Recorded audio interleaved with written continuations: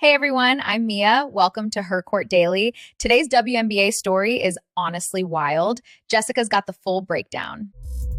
Okay, Mia was being polite. This is absolutely bananas. Listen, the most damning thing about Sunday night in Chicago wasn't the final score, and it wasn't even Caitlin Clark's 37 points. It was this. The one player who publicly circled that exact date on a calendar for the entire league to see spent barely 18 minutes on the floor when the date finally arrived. And by the time the fourth quarter started, Chicago's whole defensive idea for Caitlin Clark had quietly vanished from the game plan. Nobody in that organization has said out loud why. That's the story we're breaking down today, and I'm going to walk you through exactly what the numbers, the bench rotations, and the post-game silence actually tell you. Here's the headline first, because you clicked for it. On August 23, 2026, at Wintrust Arena, the Indiana Fever beat the Chicago Sky 113-90. Clark led Indiana with 37 points, 10 assists, 3 rebounds, and a steal on a career-high 8 three-pointers. And it was her 5th career 30-point, 10-assist game, one more than every other player in WNBA history combined. Those 8 threes were part of a franchise record 18 three-pointers for Indiana. And DiJonai Carrington, the woman who turned this rematch into a national talking point? 18 minutes, 7 points on 3 of 11 shooting, 3 rebounds, 1 assist, 1 block, and a -5 in the plus-minus column. That's the receipt. Now stay with me, because there's one small thing Carrington did with her head in the first half. One gesture, no words, that flipped this entire night, and almost nobody caught it live. I'll show you that in a few minutes. If this is your first time here, do me a favor before we go deeper. Smash that like button and drop the words "I've got the fever" in the comments so I know which side of this story you're on. Subscribe too, because this Chicago-Indiana feud is not finished. There's a decision coming this week that changes everything for the Fever, and I'll get to that at the end. Let's rewind, because the 23rd only mattered because of what happened 15 days earlier. On August 8th, DiJonai Carrington of the Chicago Sky was ejected after being called for a flagrant 2 foul on Sophie Cunningham, and minutes later she posted the words, "white privilege," on social media and tagged the Fever. Cunningham was shooting a fast break layup in the first quarter when Carrington came from behind and hit her in the head and neck, knocking her to the court as the shot went in. Read that back slowly. Head and neck, fast break, shot went in anyway. The play was reviewed and upgraded to a flagrant 2 after the referee said there was wind-up, impact, and follow-through on the foul. That is the officiating rulebook's way of saying, this was not a basketball accident. And Sophie being Sophie, she did not lie there and take it. Cunningham got up immediately, charged toward Carrington, and pushed her as she was held back by a teammate. "I popped up," Cunningham said. "I'm not going to let anyone just do that to me. I think everyone knows that. I think that's why she did it, because she wants attention." That last line aged like fine wine, and we'll come back to it. Cunningham said she thought the foul in the 90-86 Indiana win was absolutely intentional, adding, "Clearly, I think it was unnecessary. I've never really spoken to her, and I have no beef with her, but I guess she has some pent-up stuff." But that wasn't the whole story, because the response from the other benches was fascinating. Fever coach Stephanie White, and yes, you know how this channel's audience feels about her, actually took the diplomatic route. "It was a hard foul," White said. "I don't think that DiJonai intentionally came out to get her across the neck like she did, but it did happen, and I thought it was the right call." Meanwhile, Chicago's head coach Tyler Marsh, in real time, wanted no part of any of it. Marsh said he hadn't seen a replay, that live he thought Carrington was making a play on the ball and didn't believe it warranted a flagrant 2, adding, "I haven't looked at that play since, so I really don't know if it was justified or not, but that's what I thought in the moment." He was then asked about the social media post, and said he'd have to get back to them, because he was just hearing about it. A head coach finding out about his own player's viral post from a reporter. That's not a locker room in control of its message. That's a fire alarm going off in a building where nobody knows where the extinguisher is. And here's where it gets messier. The flagrant 2 automatically resulted in her ejection, and she faced a $1,000 fine plus possible additional sanctions for the white privilege post. $1,000. Let that sit for a second. In a league where players have publicly laughed about being fined $500 for roasting the referees, a post that dragged the WNBA onto cable news panels and political shows cost roughly the price of a decent flight. Then came the part that annoyed people even more than the foul. Speaking to the media for the first time since the ejection, Carrington told reporters the foul was never intentional and declined to elaborate on her social media comments about white privilege. Her explanation? "It's just who I am. I'm never going to just let an open layup be had." She said she was coming back from injury, so maybe her timing or lift wasn't where it needed to be, that the contact was unfortunate but never intentional, and then added, "Look, it might happen again. That's just how I play." She also said she never claimed the assessment of the flagrant foul was the result of white privilege. So the post existed, the tag existed, the national reaction existed, and the explanation for the post never arrived. And then, days later, came the second post. Carrington circled the rematch with the fever on her calendar, posting 8/23 on X, indicating she was looking forward to playing Indiana again. 4 characters. No context. That's it. And that, my friends, is how you personally guarantee that every casual fan in America has your box score pulled up on their phone on a Sunday night in late August. What happened next should have been Chicago's dream scenario. And this is where the story turns. Because the schedule gods handed the Sky an absolute gift. Chicago had Saturday off before hosting Indiana, while the Fever were playing on the second night of a back-to-back after visiting the New York Liberty. And Indiana played without center, Aliyah Boston, who was sidelined by a right leg injury. Boston had just put up 22 points and 6 assists in Saturday's 109-102 loss at New York. This was the final contest of a brutal 5 games and 8 days road trip for Indiana. Rested home team riding momentum versus an exhausted road team missing its all-star center. On paper, Chicago should have won this game, and for 2 quarters, they were winning it. The first half ended with the Sky leading 51-50. Chicago took that 1-point lead into halftime, powered by their bench mob. Rookie Aicha Coulibaly had one of her best games of the season. Scoring 12 points on perfect 5-for-5 shooting, Natasha Cloud led the Sky with 16, and Azura Stevens added 14. If you turned the TV off at halftime, you genuinely thought the revenge game was on schedule. Chicago was physical, the building was loud, and Indiana looked like a team on fumes. But here's the gesture I promised you, and it's the exact hinge point of the whole night. After being called for a foul on Caitlin Clark, Carrington pulled her head back in exaggerated fashion, insinuating Clark had flopped. The two exchanged words. 2 possessions later, Clark hit a step-back 3-pointer, then had a few more words for Carrington, who finished with 7 points on 3-for-11 shooting. That's it. That's the whole psychology of this game in 3 sentences. You mock the shooter answers with a step-back 3 in your face, and then the shooter talks back. 15 days of build-up, and Clark settled it with 1 shot and 1 sentence. Some people talk their trash on social media. Caitlin Clark files hers with the scorekeeper. And what happened after halftime wasn't a run. It was a demolition of everything Chicago thought it had figured out. The Fever used a 13-2 run to open a 71-60 lead in the third quarter. Clark started the spurt with a 3. Kelsey Mitchell scored 8 straight points, and Clark capped the run with a jumper with 4:31 left. Lexi Hull later converted a reverse layup to make it 97-82, finishing with 14 points, while Michaela Timpson had 12. Clark scored 37, and Kelsey Mitchell had 30 as Indiana pulled away for the 113-90 win. According to the team, Clark and Mitchell became the highest-scoring 30-plus point duo in league history. A record-setting duo, while the team's leading interior scorer sat in street clothes.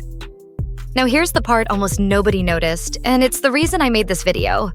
Follow the minutes. The player who circled the date, the player whose whole public brand for 2 weeks was, "I'll see you on the 23rd, played 18 minutes in a 40-minute game.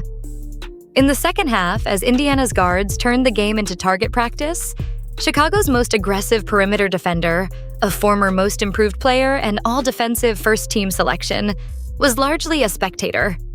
And when you go looking for the official explanation, you get a very careful, very technical answer that never quite addresses the basketball decision. Because there's context, and it's real context. Carrington made her 2026 debut on July 30th after missing the Sky's first 27 games, and she played 9 consecutive games, including a career-high 26-point performance against the Seattle Storm on August 10th. In that Seattle game, she became the first player in WNBA history to post at least 25 points, 5 rebounds, and 5 steals off the bench. So this is not a bad player. This is a genuinely dangerous player having a resurgent stretch. But then, Carrington was ruled out of Friday's game against the Golden State Valkyries with a foot injury. Her first absence since returning from a lengthy recovery. Marsh explained that she didn't feel well enough to practice Thursday or play Friday, said the team hoped she could return Sunday, clarified there was no setback and that she was dealing with foot soreness from playing, adding, "She obviously didn't feel well enough to practice yesterday or to play today. So hopefully she'll be back on Sunday, but we'll see." So here's the withheld piece. And this is what nobody inside that building will say into a microphone. Was the 18 minutes a medical cap on a player managing a foot that had already cost her almost the entire season? Or was it a coaching staff watching a matchup get torched and quietly pulling the plug on a plan that had become a liability? Because those are 2 completely different stories, and the organization has been given multiple chances to pick one. And hasn't. Nobody has stood at a podium and said, "We planned to put DiJonai on Caitlin and it didn't work." Nobody has said she was on a hard minutes limit and the rest was scheduling. And the reason that silence matters is simple. One answer is a medical fact that protects everybody. And the other answer is an admission that the most talked about defensive assignment of the month was abandoned by halftime in front of a national audience. Pick whichever you believe. My honest read? It's some of both, and that's exactly why nobody wants the sentence attributed to them. And here's the truly brutal layer. In the August 8th meeting, Carrington scored 8 points in 4 minutes before being ejected following the flagrant 2 on Sophie Cunningham. 8 points in 4 minutes on the night she got thrown out, 7 points in 18 minutes on the night she'd circled. The math on that is savage, and I didn't write it. The box score did. Meanwhile, what did Sophie Cunningham do in the rematch? This is my favorite detail of the entire night. Cunningham scored 3 points while playing more than 11 minutes. 3 points. No fireworks, no retaliation, no ejection, no viral post. She let the scoreboard do the talking and walked out of that building on the winning side of a 23-point blowout. That, right there, is what confidence looks like. And honestly, it's the classiest thing anyone did in this entire 2-week circus. Sophie said the foul was about wanting attention. 15 days later, the attention arrived, and it wasn't the kind anyone wants.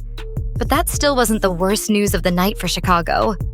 With the Sky's loss to the Fever and the Mystics' win, the Sky were eliminated from playoff contention, and Sunday's defeat marked the Sky's 9th straight loss to the Fever, dating back to 2024. 9 in a row. That is not a rivalry anymore. That's a scheduled appointment. The Sky, now 15-23, saw a 3-game winning streak come to a halt. It was a disappointing night for Carrington, and making matters worse, the team was eliminated from playoff contention with the loss. And behind that closed door afterward, the message wasn't about Caitlin Clark at all. "I don't think anybody in the locker room is ready to mail it in," Marsh said. "We all understand we got a job to do. We got an organization and city to continue to play for. We got a lot of young players that still have time to continue to develop." Read what's not in that quote. No mention of the foul. No mention of the posts. No mention of the matchup that got shelved. Just young players and development. Which, in coach language, is the phrase you reach for when the season is over and you need a reason to keep showing up. Marsh did go out of his way to defend Sydney Taylor after a rough shooting night, saying, "I think we've gotten so used to Sydney just being Sydney that we don't give her the grace of having a game like tonight, and it's unfair to her." He publicly protected Taylor. He didn't publicly explain the Carrington plan. That contrast is the loudest thing in the transcript. Oh, and if you thought that was the only chaos in the building, nope. Natasha Cloud got into a heated verbal exchange with former NBA player Ines Kanter Freedom that led to him being ejected from a courtside seat. Freedom attended the game and was ejected in the 3rd quarter after being confronted by Cloud. Both Freedom and Royce White have declared themselves eligible for the WNBA draft, saying they identify as women. So while Clark was busy setting records, there was a whole separate storyline getting escorted out of the arena. Only in the WNBA in 2026, folks. Only here. Now let's zoom out on what Clark actually did, because the record book is where this becomes historic instead of just petty. Clark finished with 37 points, including a career-high 8 threes and 10 assists. Her 5th career game with 30-plus points and 10-plus assists. More than the rest of the WNBA has combined in league history, which stands at 4. Read that one more time. Every guard, every era, every legend since 1997. 4 combined. Caitlin Clark. 5. Alone. By herself. In her 3rd season. And remember the context. Indiana suffered an absurd number of injuries in 2025, with Clark the most notable, playing only 13 games because of various soft tissue injuries and sitting out the entire postseason. She lost almost an entire year of her prime to soft tissue injuries, watched her team come 1 win short of the finals without her, and came back to do this. Anyone who spent last year saying she was overrated because she was in street clothes needs to sit down quietly and eat that. And the standings tell the rest. The Fever snapped a 2-game skid and improved to 25-14, remaining 5th with 5 games left in the regular season, and Indiana now gets 4 days off before its next game. They came out of that grueling 5-game road trip relatively unscathed with a 3-2 record. Clark said after the loss to the New York Liberty on Saturday that there would be no excuses, and that the Chicago game was an opportunity to bounce back quick. She said no excuses, then went out and dropped a career high in threes on the second night of a back-to-back without her starting center. That's not a quote. That's a promise kept. So what's next? And this is the decision I teased at the top. The one that changes the whole complexion of Indiana's season. The Fever have 1 more game before the World Cup break, heading home to face the Connecticut Sun on Friday. Then Caitlin Clark parts ways with the Indiana Fever in the coming weeks for Team USA duty. USA is in Group D with the Czech Republic, Italy, and China, and Clark and company open against China on September 3rd. So the hottest player in the league, riding a career-high shooting night, is about to leave her team mid-playoff race for international duty, with Aliyah Boston's leg situation unresolved and a 5th seed that could still move. That is the actual cliffhanger here. And almost nobody is talking about it yet. Here's my final take, and then I want yours. Carrington had 2 chances to define this rivalry. The first one ended with her walking to a locker room and typing 2 words that will follow her for years. The second one ended with 3 of 11 shooting, a -5, an eliminated team, and a coaching staff that still won't explain what happened to the plan. Meanwhile, Clark and Sophie Cunningham never took the bait once. No clapback posts, no petty press conferences. Nothing. They let the 23rd arrive and then handed out a 113-90 receipt. In this league, revenge posted on social media is a loan. The interest rate is savage and it always comes due. So tell me in the comments, was that 18 minutes a foot injury? Or was it a coaching staff pulling the plug on a plan it couldn't defend?